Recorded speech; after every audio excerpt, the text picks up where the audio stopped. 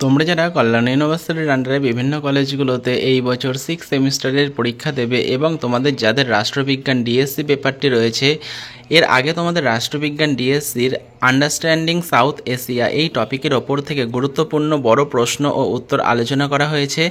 তো তোমরা যারা দেখোনি, তোমরা 6 সেমিস্টার প্লেলিস্ট চেক করলেই পেয়ে যাবে। তারপরের থেকে যে বড় প্রশ্ন উত্তরগুলো বাকি রয়েছে সেগুলো তোমরা দেখে নাও। দেখো, স্যারকে ভারতের ভূমিকা সংক্ষেপে বর্ণনা করো। আর তোমরা যারা মনে করছো এই পেইড পিডিএফ কপিটা সংগ্রহ করবে, তো সেক্ষেত্রে তোমরা স্ক্রিনে দেওয়া নম্বরে 150 টাকা পেমেন্ট করে হোয়াটসঅ্যাপে তার স্ক্রিনশট পাঠাও, তোমাদের পিডিএফ কপিটি পাঠিয়ে দেওয়া হবে। এছাড়াও তোমরা অন্যান্য ডিএসসি, এসএসসি, জিই পেপারের সাজেশন সংগ্রহ করতে তোমরা স্ক্রিনে দেওয়া নম্বরে যোগাযোগ করতে পারো। পরবর্তী প্রশ্ন, স্যারকে সাম্প্রতিক গ্রহণ করা বিষয়সমূহ উল্লেখ করো। পরেরটা, ভারত বাংলাদেশ সম্পর্কে একটি টিকা লেখো। তো তোমাদের যদি এগুলো 5 নম্বরের প্রশ্ন দেয়, ভারত পাকিস্তান সম্পর্ক, ভারত বাংলাদেশ, ভারত নেপাল সম্পর্ক, তো সেক্ষেত্রে তোমাদের এই ছোটো ছোটো করে লিখতে হবে।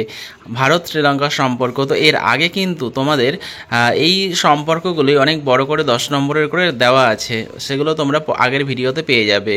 পরবর্তী প্রশ্ন, সার্কের গুরুত্ব ও প্রাসঙ্গিকতা আলোচনা করো। তো সার্কের গুরুত্ব বা তাৎপর্য। পরবর্তী প্রশ্ন, ভারতের প্রতিবেশী রাষ্ট্রসমূহ প্রায় ভাবে যে ভারত প্রতিবেশী ক্ষুদ্রতর রাষ্ট্রসমূহের ওপর প্রভাব বিস্তার করে ও অভ্যন্তরীণ ক্ষেত্রে হস্তক্ষেপ করে। তুমি এই ধারণাকে সঠিক বলে মনে করো কি?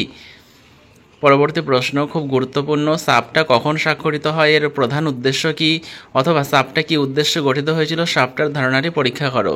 পরবর্তী প্রশ্ন, আঞ্চলিক সহযোগিতামূলক সংগঠন হিসাবে সার্কের ভূমিকা ও সীমাবদ্ধতা আলোচনা করো। পরবর্তী প্রশ্ন, চীনের বর্তমান অর্থব্যবস্থা পূর্বের অর্থব্যবস্থা থেকে কিরূপ পৃথক, অথবা তোমাদের বলবে চীনের অর্থব্যবস্থার বর্ণনা দাও। তো সেক্ষেত্রে এই প্রশ্নের উত্তরটা তোমাদের লিখতে হবে। পরবর্তী প্রশ্ন, দক্ষিণ এশিয়ার কতিপয় দেশের ক্ষেত্রে সমরূপ কিংবা পশ্চিম এশিয়ার দেশসমূহ থেকে পৃথক কতিপয় বৈশিষ্ট্য লেখো। পরবর্তী প্রশ্ন, বিশ্ব শান্তির জন্য গৃহীত ভারতের ভূমিকা বর্ণনা করে, এটাও খুব গুরুত্বপূর্ণ।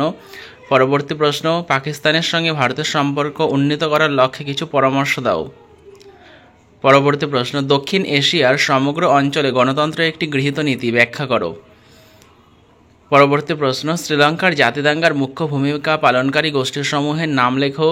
এই দাঙ্গা সমাধানের সম্ভাবনা কিরূপ বলে তুমি অনুমান করো। পরবর্তী প্রশ্ন, দক্ষিণ এশিয়াতে স্থায়ী শান্তি প্রতিষ্ঠা কিভাবে সম্ভব হতে পারে আলোচনা করো। পরবর্তী প্রশ্ন, পূর্ব পাকিস্তানের গণতন্ত্র প্রতিষ্ঠার জন্য দাবিসমূহ কী ছিল। পরেরটা, বাংলাদেশ ও পাকিস্তানে তাদের গণতান্ত্রিক পরীক্ষার ক্ষেত্রে কিছু সাদৃশ্য বৈসাদৃশ্য কী। পরবর্তী প্রশ্ন, নেপালে গণতন্ত্রের 3টি প্রত্যাখ্যান তালিকাভুক্ত করো। পরবর্তী প্রশ্ন, শ্রীলঙ্কার জাতি দাঙ্গার মুখ্য ভূমিকা পালনকারী গোষ্ঠী কারা, এই দাঙ্গা সমাধানের সম্ভাবনা কিরূপ বলে তুমি অনুমান করো। ভারত ও পাকিস্তানের মধ্যে সাম্প্রতিক স্বাক্ষরিত কয়েকটি চুক্তি উল্লেখ করো।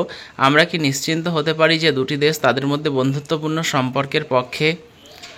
পরবর্তী প্রশ্ন, ভারত বাংলাদেশের মধ্যে সহযোগিতা ও মতানৈক্যের প্রত্যেকটির 2টি করে ক্ষেত্র উল্লেখ করো। বহির্শক্তি দক্ষিণ এশিয়ার দ্বিপাক্ষিক সম্পর্ককে কিভাবে প্রভাবিত করেছে তোমার মত ব্যক্ত করতে একটি উদাহরণ দাও।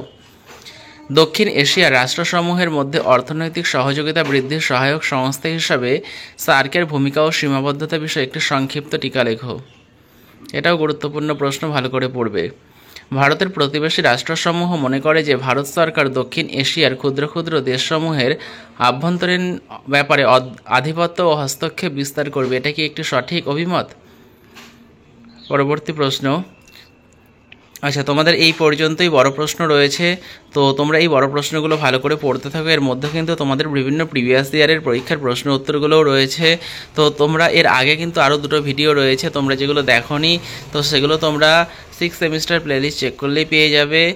আর তোমরা যারা মনে করছো এই পেইড নোটটি সংগ্রহ করবে, তো সেক্ষেত্রে স্ক্রিনে দেওয়া নম্বরে 150 টাকা পেমেন্ট করে হোয়াটসঅ্যাপে তার স্ক্রিনশট পাঠাও, তোমাদের সম্পূর্ণ পিডিএফ কপিটি পাঠিয়ে দেওয়া হবে। এছাড়াও ইন্ডিয়াস ফরেন পলিসি যে টপিকটা রয়েছে সেই টপিকটাও তোমরা পেয়ে যাবে। আর অন্যান্য যে বাংলা, ইংরেজি, ইতিহাস, ডিএসসি, এসএসসি, জিই সমস্ত বিষয়ের সাজেশন তোমরা পেয়ে যাবে, সেগুলোর জন্য তোমরা স্ক্রিনে দেওয়া নম্বরে যোগাযোগ করতে পারো। তো ভিডিওটা ভালো লাগলে ভিডিওটা অবশ্যই লাইক করবে, চ্যানেলে নতুন হলে চ্যানেলটা সাবস্ক্রাইব করে রাখবে এরকম ভিডিও পাওয়ার জন্য। তো ভিডিওটা শেষ পর্যন্ত দেখার জন্য তোমাদের অসংখ্য ধন্যবাদ।